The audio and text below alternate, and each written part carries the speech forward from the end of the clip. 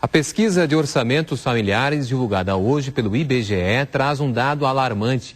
De acordo com o levantamento, a população brasileira está ficando cada vez mais gorda em velocidade acelerada.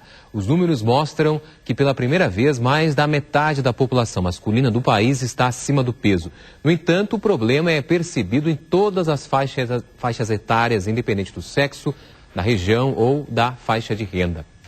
E o IBGE também divulgou hoje outro levantamento com informações preocupantes para os gaúchos. Conforme a Pesquisa Nacional de Saúde Escolar, 10% dos estudantes de Porto Alegre são obesos. É o maior índice entre as capitais brasileiras. Nós vamos conversar mais sobre o assunto com a endocrinologista da Santa Casa, Graciele Tombini. Boa noite, doutora Graciele. Seja bem-vinda. Boa noite, Marcelo.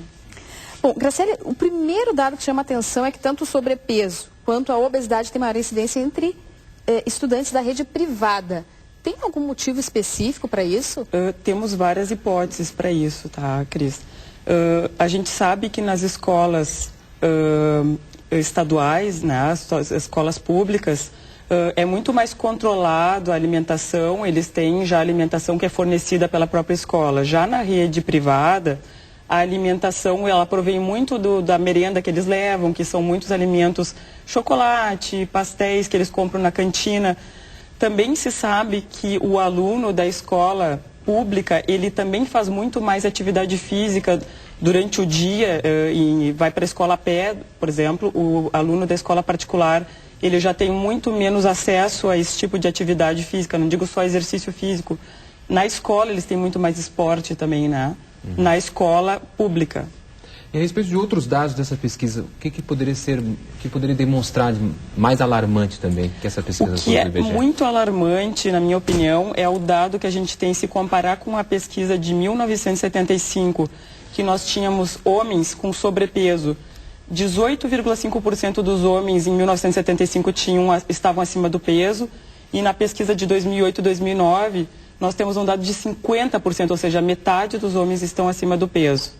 O outro dado que se refere às mulheres, em 1975 as mulheres tinham mais ou menos 28% delas estavam acima do peso, enquanto que em 2008 e 2009 esse dado passou para 48%. Isso é muito alarmante.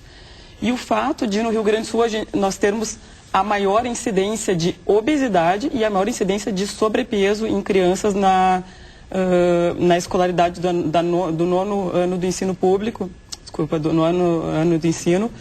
20% das crianças estão com sobrepeso e 10% delas são obesas. O que está levando a isso? Assim, existe alguns fatores mais importantes assim, que a gente possa observar mais? No Rio Grande do Sul, o nosso tipo de alimentação, né? A nossa alimentação muito rica em carnes, muito rica em gordura, comparado ao resto do país, esse seria um fator que chama atenção. Acho que não daria para falar que tem relação com os pais estarem trabalhando mais fora, porque eu acho que a gente tem muito mais isso em São Paulo, e São Paulo não está nem perto do Rio Grande do Sul.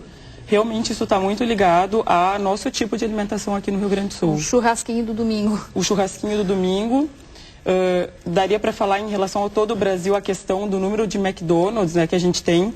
Existe um estudo que foi feito em Singapura, que a incidência de obesidade ela é diretamente proporcional ao número de estabelecimentos do McDonald's. E eu acho que isso transfere para o nosso país. Cada vez as pessoas têm menos tempo para se alimentar e estão comendo mais fast food. Né? E os riscos que isso pode acarretar no futuro? Poxa, a obesidade é um fator de risco para quase todas as doenças. Recentemente, até eu falei em outro programa que poucas pessoas sabem que a obesidade é um fator de risco para câncer. Todo mundo sabe que a obesidade é um fator de risco para diabetes, para hipertensão, para infarto do miocárdio, mas câncer também a gente já está ligando com a obesidade. Não se sabe bem se é devido à obesidade em si ou se é a alimentação, que cada vez mais a gente está consumindo alimentos ricos em carboidratos e ricos em gorduras, mas muito mais é o carboidrato. A incidência de consumo de carboidrato no mundo ela está cada vez maior, e carboidrato é uma coisa barata, né? Por isso que a população tem acesso ao carboidrato. E Graciele, com relação ao homem, né, o índice assim, mais alarmante é que aparece com os dados em relação ao homem, né, que é 50,1%. Isso em relação ao excesso de peso, porém, em relação à obesidade, as mulheres estão mais obesas.